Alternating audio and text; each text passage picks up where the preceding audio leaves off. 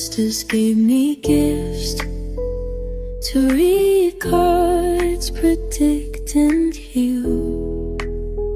My name is Daphne, but spirit calls me bye-bye love.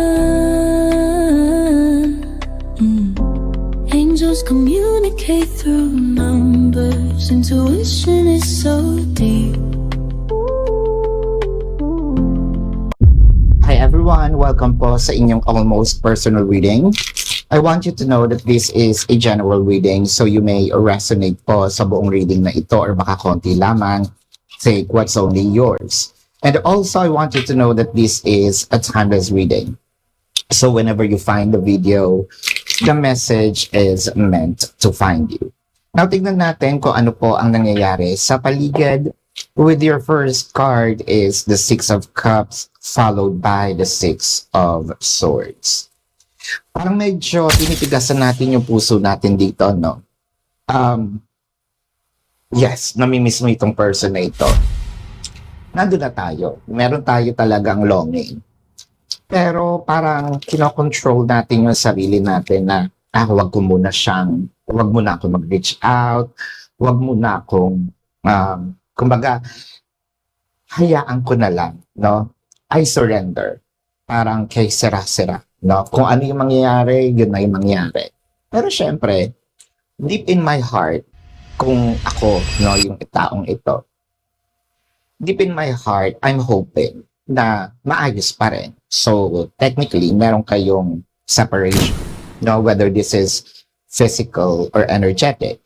So, for those new physical separation, like literally, magkalayo kayo.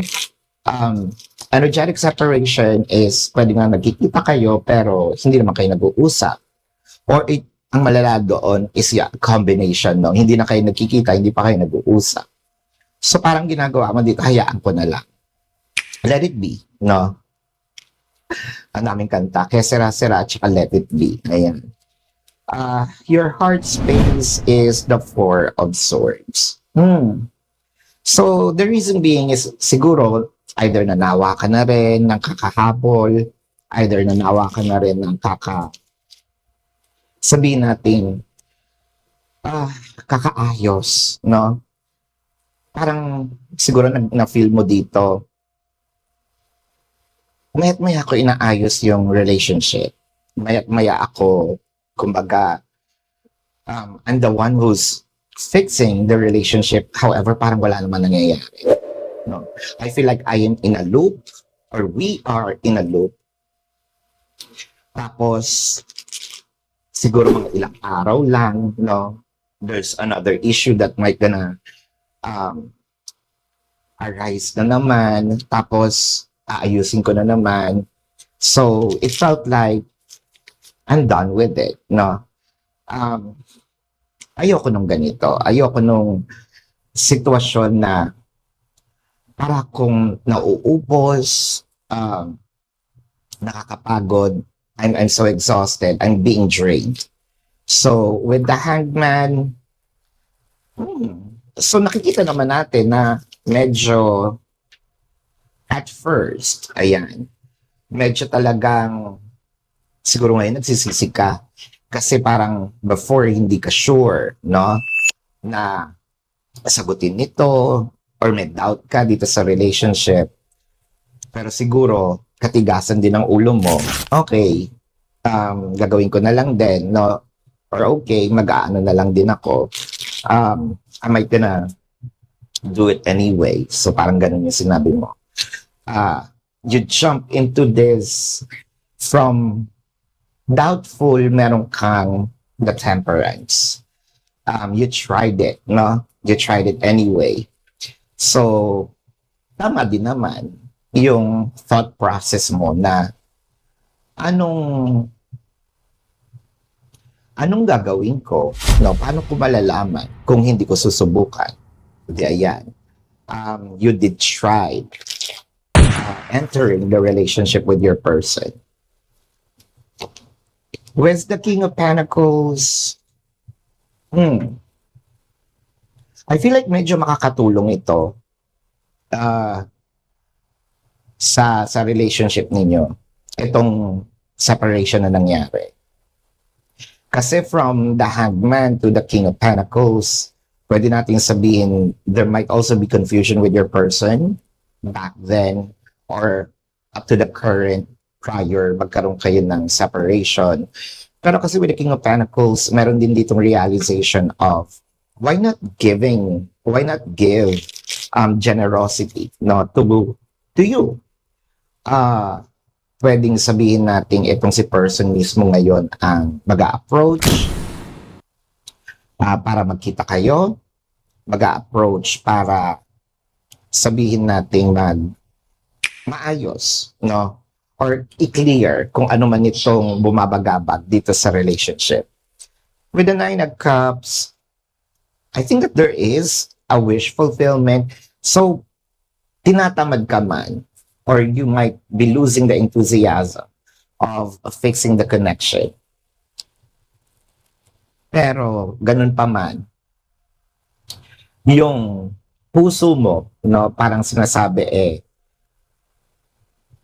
hopefully, sana naman, hindi naman ito matapos ng ganun-ganun na lang.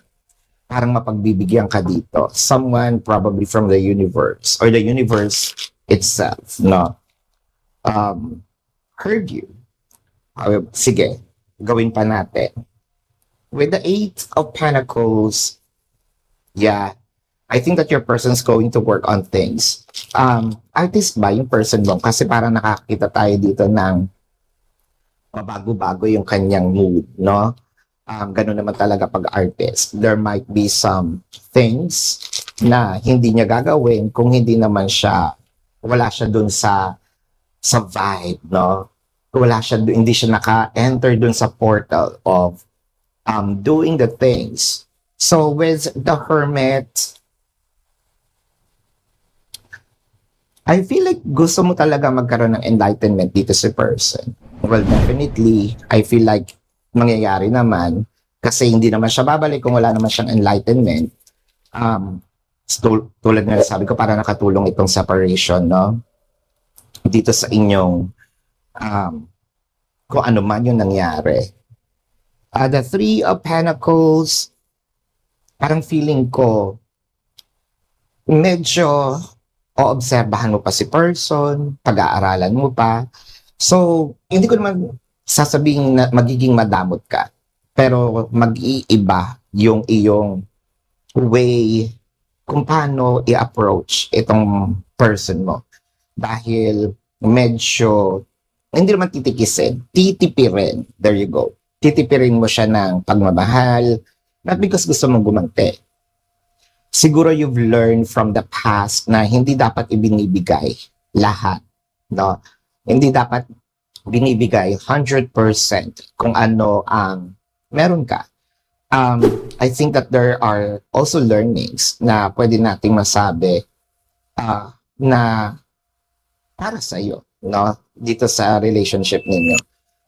Or it can also be a learning, yung self-growth. Ayan. So this is your reading. Let's check the zodiac sign of the person. This can be their sun sign. Pero bago yan, kung kayo nakaka-resonate, let me know sa comment section. Kung meron po kayo mga questions dito sa reading na ito, sa description box, there is a link.